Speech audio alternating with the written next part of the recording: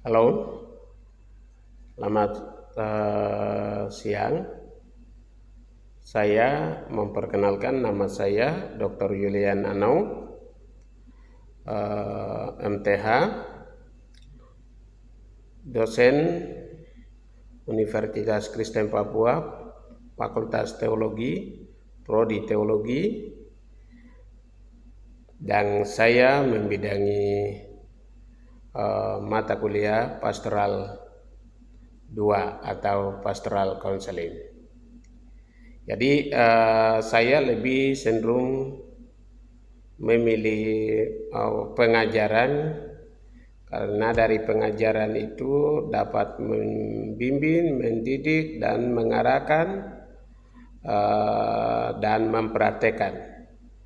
Dari mata kuliah yang saya mengajar di sini adalah dari RPPS yang saya mengajar adalah latar belakang itu di pertemuan pertama itu menjelaskan latar belakang dan juga RPPS dan latar belakang pastoral counseling, kemudian sejarah dan counseling pastoral, tujuan pastoral, kemudian juga pendeta sebagai gembala dalam melengkapi warga gerejanya, kemudian strategi pelayanan pastoral bagi sesama yang membutuhkan, pelayanan pastoral bagi sesama atau pendampingan pelayanan pastoral, kemudian juga kualifikasi seorang Kristen pastoral, gembala menjaga domba, gembala menuntun domba-dombanya, gembala lembur bagi domba-dombanya, gembala peduli terhadap jemaat atau domba-dombanya, gembala mengasihi semua jemaat, tidak memilah dari golongan latar belakang pekerjaan, kemudian gembala mengasihi semua jemaat, dan pertemuan yang terakhir adalah gembala mendampingi jemaat. Jadi setiap RPPS yang saya buat berdasarkan buku saya sendiri, yaitu pendampingan pelayanan pastoral dan juga karakteristik seorang gembala sidang dan pertumbuhan gereja, itu diterbitan dari CP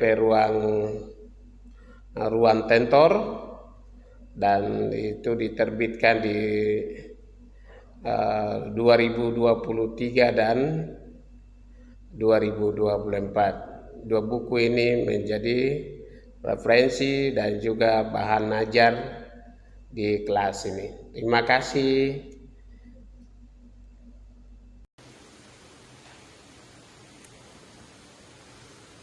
Oke, shalom. Kita mulai pertemuan kita yang ke-11 dari pastoral 2. Jadi kali ini kita akan melihat dari tanggung jawab sebagai gembala dalam kepemimpinan, bagaimana membangun umatnya. Kemudian dari gembala, kadang-kala kita berpikir bahwa hanya tugasnya menyebar dan tugas tanggung jawab sepenuhnya itu sebenarnya kita sudah abaikan. Padahal gembala punya tanggung jawab itu ada cawang lembur. Artinya bahwa cawang lembur ini adalah tidak ada harus punya tanggung jawab sepenuhnya untuk bagaimana kita menjadi umat-umat, kedekatan kita dengan umat kita atau jemaat kita. Ini kadang kita gembala diabaikan. Oleh karena itu dalam pertemuan ke-11 bagaimana cara menuntun, membimbing umatnya ke arah dan jalannya yang baik sesuai dengan kebenaran firman-Nya.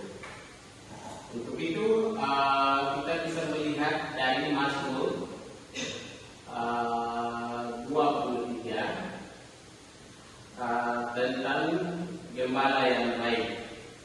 Kalau gembala yang baik, dia tahu kelemahannya apa, kekurangannya apa, kebutuhannya apa. Jadi pasti dia akan mengenal domba-dombanya, tidak melihat dari latar belakangnya sebagai gembala atau di sisi lain gerah atau hujan atau panas atau dingin malam, tetapi gembala punya tanggung jawab sepenuhnya itu ada pada umatnya. Untuk itu dalam Mazmur ini 23 adalah Mazmur yang paling dikenal dan pasti dihafal oleh semua umat. Karena pasal ini dimulai dengan berikut: sekawan domba berumput di padang rumput yang hijau di tepi air dan tenang. Karena dalam kehidupan dan kebutuhan ini adalah baik kehidupan dalam pelayanan sebagai gembala maupun kebutuhan dari umat. Ini sebenarnya harus dua hal yang kita tidak bisa abaikan. Karena kebutuhan jemaat ada tanggung jawab gembala untuk bagaimana menjawab kebutuhan jemaat itu. Kita bisa melihat dalam perjalanan menuju tujuan yang mulia dimulai, maka gembala dia harus bagaimana? Dia harus memimpin di dalam perjalanan yang berliku-liku, dalam kondisi keadaan dan jalan ini melambangkan tugas dan tanggung jawab gembala. Karena gembala itu tidak seenaknya kita melayani, tetapi pasti ada yang namanya berliku-liku dalam pelayanan. Karena itu supaya umat kita tidak jatuh ke kiri atau ke kanan, tetap pada jalannya, maka gembala dia harus menuntun. Bagaimana gembala dia memimpin, kemudian di jalan yang benar, tidak takut lembah kegelapan atau jatuh di kiri atau kanan, senantiasa aman dari musuh-musuh, kemudian menuju tujuan yang mulia. Itu adalah tugas tanggung jawab gembala. Jadi gembala memimpin. Dalam Mazmur ini dia mengatakan bahwa Mazmur Daud, Tuhan adalah gembalaku, tak akan kekurangan aku. Ia membaringkan aku di padang yang berumput hijau, ia memimpin aku ke air yang tenang. Di sini kita bisa melihat bahwa gembala sangatlah jelas siapa gembala itu di dalam Alkitab. Yesus berkata, "Akulah gembala yang baik," Yohanes pasal 10 ayat 14, dan dia disebut gembala agung segala domba, Ibrani 13 ayat yang ke-20. Oleh karena itu kita adalah domba-dombanya yang tidak berdaya di dunia yang didominasi oleh kejahatan. Apa yang dilakukan gembala bagi kita? Yang berikutnya adalah Yesaya pasal 40 ayat 11 berkata, dia melindungi kita dengan lembut, merawat kita saat kita lemah.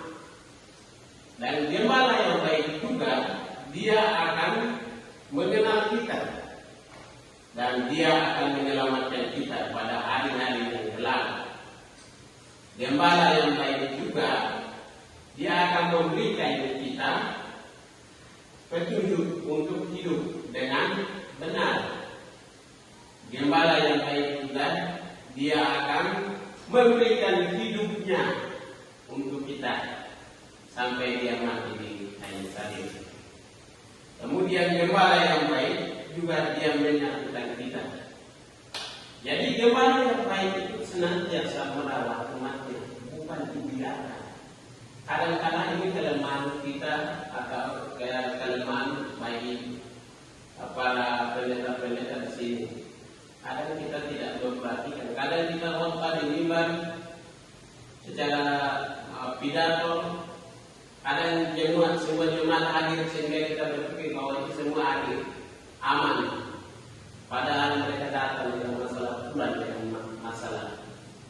Tidak diperhatikan persoalan apa yang menjadi pergumulan bagi jemaat. Sebenarnya gembala yang baik harus melihat itu. Gembala yang baik karena Tuhan sudah melakukan itu. Dan bagaimana tanggung jawab kita terhadap umat kita? Gembala yang baik juga ketika domba kita hampir masuk jurang. Karena kelalaian gembala di sini bisa dikategorikan adalah umat kita. Jadi ada jangan datang ibadah, mereka ikut dengan pengaruh sosial di luar sana dan lain sebagainya. Tetapi gembala dia harus tahu dombanya dia apakah dia mampu menjaga atau tidak. Tanggung jawab gembala bagaimana untuk menyelamatkan anak di sini. Kemudian gembala yang baik juga dia akan menuntun ke jalan supaya domba-dombanya atau umatnya tidak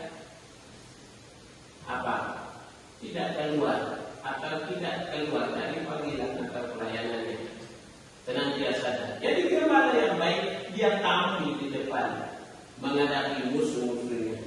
Bagaimana di sini kita bisa melihat ada domba-dombanya di belakang dan gembala dia ada di depan berhadapan dengan beruang atau singa. Ini adalah tugas gembala kita. Dan gembala yang baik dia akan menuntun domba-dombanya ke arah jalannya. Karena di jalan yang benar itu dia menyegarkan jiwaku, menuntun aku ke jalan yang benar karena namanya. Jadi dari pembacaan ini Mazmur menjelaskan bahwa kawanan itu adalah jalan mereka. Gembala menuntun kita di jalan yang benar, jalan yang baik, dan mana cara yang baik. Gembala yang baik juga dia menuntun ke tujuan yang benar, rumah gembala yaitu Yerusalem baru. Gembala yang baik dia menuntun kita hidup sesuai dengan keinginan gembalanya. Kemudian seseorang dia mengubah kita menjadi orang benar. Jadi gembala dia harus menuntun domba-dombanya. Untuk semua persoalan ini sebenarnya gembala punya tanggung jawab di dalam pelayanan kita. Berikutnya adalah kadang-kala di dalam gembala umat kita sementara berada di dalam lembah kedalaman,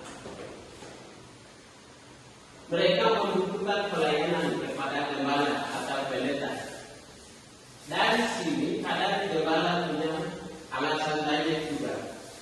Pendeta yang bisa pasti dia mengatakan ini jam tidur lah, ini jam malam lah, ini hujan lah, lapar lah, haus lah, makan dulu lah, inilah, ini itu dulu. Gembala tidak ada punya tanggung jawab. Ketika Anda menjadi pemimpin, Anda lah punya tanggung jawab, bukan alasan-alasan tadi. Jadi ketika umat kita ada dalam lembah kedalaman, gembala hadir di sini untuk bagaimana melindungi, menuntun, memimpin, dan menghadapi ketika mereka menghadapi masalah-masalah yang sebagainya.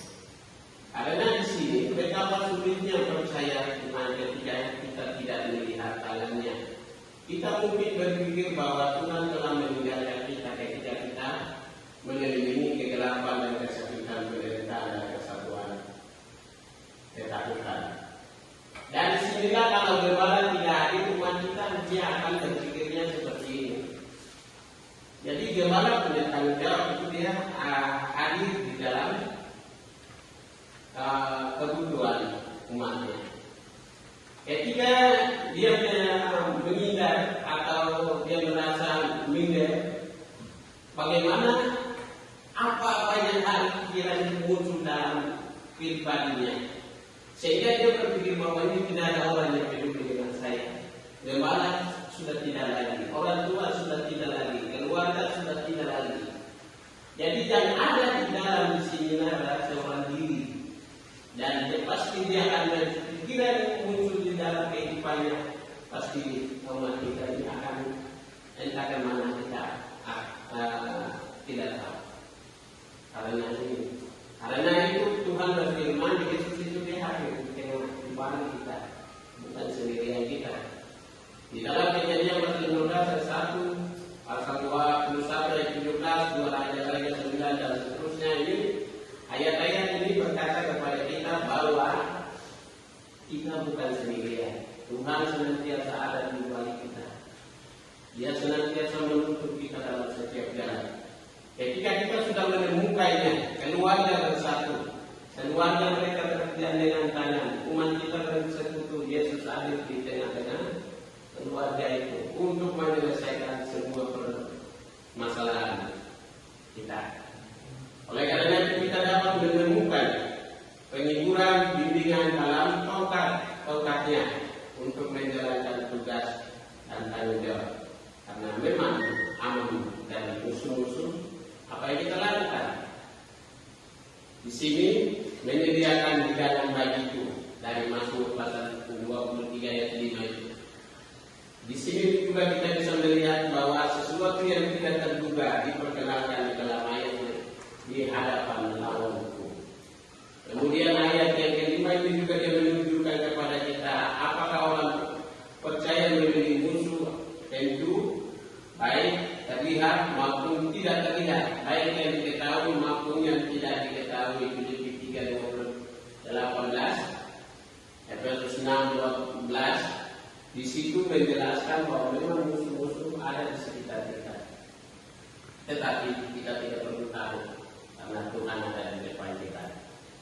Jika kita fokus pada apa yang Tuhan lakukan untuk kita menyiapkan, maka semua yang kita lakukan membuat melimpah dalam kehadiran musuh kita akan dikalahkan oleh Tuhan.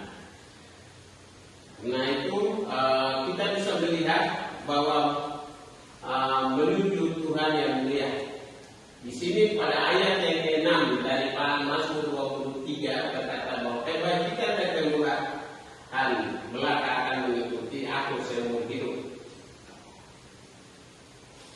Dan aku akan diam di rumah Tuhan sepanjang masa. Karena di sini Daud yakin akan dua hal. Yang pertama, kebajikan dan kemurahan akan selalu mengikuti dan mengejar kita. Yaitu kebajikan di belakang, kemudian kemurahan ada di depannya. Di sini kita bisa melihat bahwa tidak peduli berapa dalam lembah atau seberapa gigi musuh, kepastian kebaikan Tuhan, kasih setia, kepastian bimbingan, dan akhir perjalanan kita perlu dipertanyakan lagi. Kedua, kita memiliki rumah yang kekal di mana kita tinggal di akhiratnya. Di dalam perjalanan gembala, semua ini ada di depan kita. Bagaimana kita ketika kita selesai dari perkuliahan kita dan seandainya kalau kita dipercayakan di salah satu jemaah, entah jemaah besar atau kecil, dan dari slide ini saya mau tanya kepada kita bahwa komitmen kita